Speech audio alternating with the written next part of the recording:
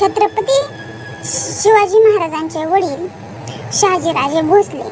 छत्रपती शिवाजी महाराजांचे जन्म 19 फेब्रुवारी 1630 रोजी शिवनेरी किल्ल्यावरती झाला.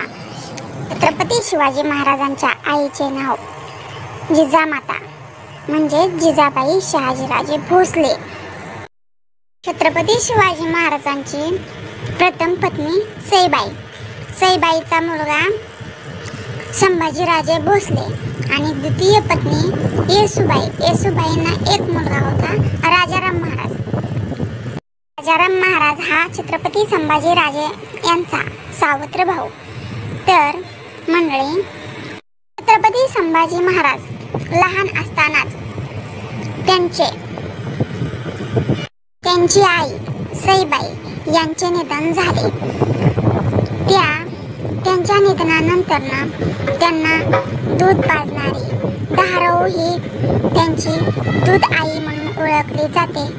आणि छत्रपती संभाजी महाराजांना सर्व प्रशिक्षण हे जिजामातेने म्हणजेच त्यांच्या आजीने दिले. तलवारबाजी, दांडपट्टा चालवणे यासारखे वेगवेगळे प्रशिक्षण त्यांनी दिले आणि त्यांचा सांभाळ केला. त्यांच्यावर चांगले संस्कार केले आणि धाराऊ मातेने त्यांच्यावर बरेच चांगले संस्कार केले आहेत.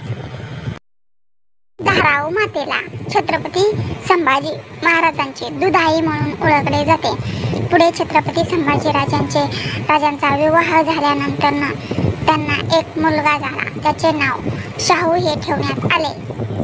छत्रपती संभाजी महाराजांना कैद केल्यानंतर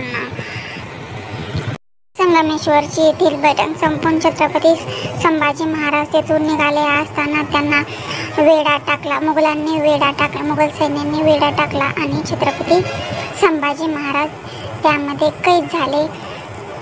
त्यामधील एक छत्रपती संभाजी महाराजांचा फितूर होता. त्याने फितुरी केल्यामुळे छत्रपती संभाजी महाराज मुघलांच्या ताब्यात गेले. मुखरब खान संगमेश्वर येथील कैदेत छत्रपती संभाजी महाराजांसोबत त्यांचे कवी कलश हे पण होते आणि छत्रपती संभाजी महाराज हे पण होते. तेथील झालेल्या कैदीमध्येच छत्रपती संभाजी महाराजांचा मृत्यू झाला. छत्रपती शाहू महाराज आपल्या देशात अनेक थोर पुरुष होऊन गेले. तसेच देशातील जनतेच्या हितासाठी अहोरात्र झटणारे पुढारी हे. जेव्हा आपल्या देशात अनेक लहान मोठे राज्यांमध्ये विभागला गेला होता तेव्हा त्या राज्यावर परकीय आक्रमणांनी हल्ले केलेले अशी अनेक राज्ये परकीय शत्रूंनी बळकावली. आपल्या लोकांमध्ये एकोपा नसल्यामुळे शत्रूंना तसे करता आले. तेथे बाहेरून शक आले, हुन आले, कुशाण आले, तसेच आर्यही आलेत. मध्य आशियातून आलेल्या आर्यांनी तेथील लोकांनी आपले दास बनविले. आपल्यापेक्षा त्यांना हीन लेखणे, त्यातून मूळ रहिवासी लोकांचा मूळ लोकांचा शूद्र वर्ण त्यांनी तयार केला. शूद्रांना कष्ट करण्याची जबाबदारी पार पाडावी लागे, पण त्यांना शिक्षण घेण्याचा अधिकार नव्हता. त्यामुळे त्यांची सर्व क्षेत्रातील प्रगती खुंटली. मुखी बिचारी कुणीही हाका अशी त्यांची गत झाली. त्यांच्यावर राज्य करणे सोपे वाटू लागल्यामुळे परकीय आक्रमणांना आपला देश म्हणजेच गुलामांचा देश असे वाटू लागले.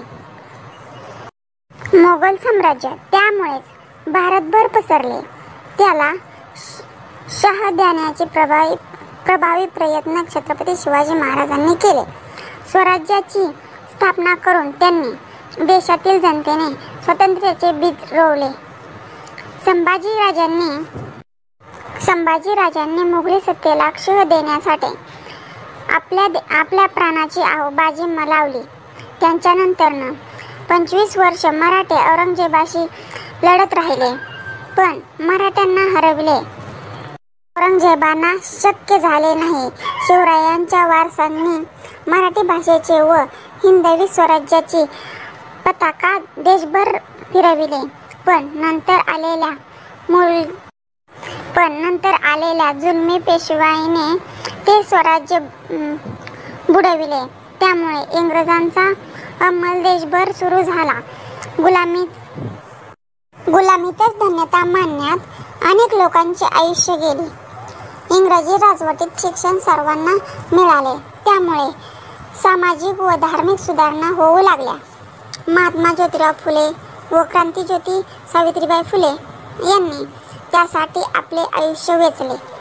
त्यांच्या कार्यात त्यांना काही इंग्रजी सुधारणावादी अधिकाऱ्यांची मदत केली. आज आपण सर्वच क्षेत्रात शूद्र म्हणून गणल्या गेलेल्या शेतकरी कष्टकरी वर्गातील लोक पुढे जात आहेत असे म्हणतो. त्यामुळे त्यामागे ज्योतिबा फुले यांच्या परिवर्तनवादी विचार व चळवळीचा आधार आहे. शिवछत्रपतींच्या राजसिंहासनाचे वारस शाहू छत्रपतींनाही हाच मुख्य आधार होता. शिवाजी महाराजांनी स्थापन केलेले स्वराज्याचे रक्षण संभाजी महाराजांच्या कडून शेवटपर्यंत राजाराम महाराजांची पत्नी महाराणी ताराबाई यांनी केले. स्वतः हाती शमशेर घेऊन घोड्यावर बसून रणरागिणी औरंगजेबाशी 2 लोकांचा राजा शाहू छत्रपती हात केले.